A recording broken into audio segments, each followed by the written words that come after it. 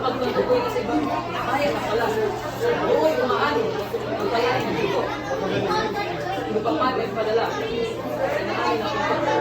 Piniling matuto, nalubhasa sa Frances o Ingles.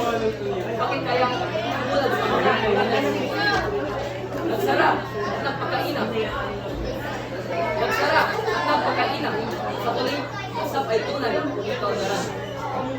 Sa Pinoy, wala sa ilaga, timog o kanluran.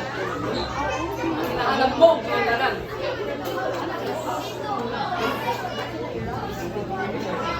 Hinahanap mong kaunlaran. Lumingon, magbasid, ikay nasa silangan, sa iyong lupang sinilangan. Ang kailangan lamang ay kaliwanagan, na ang kaunlaran ay nasa ating ding pagkakakilangan.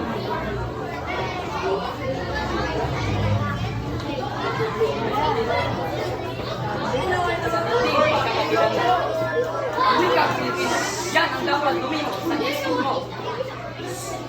Sarili ay onlarin, iba'y huwag silipin.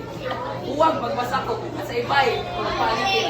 Huwag limutin ang mga habilin ng mga taong sa kultura'y malamin. Sa wikang Pilipino, ang magpasok sa ilalim. Ang agham ng tuunan ay nasa atin din. Ang kulang lamang ay pagyamanin. Kaya tayo na Pinoy at ilangkad ang tunay na papel at tapat.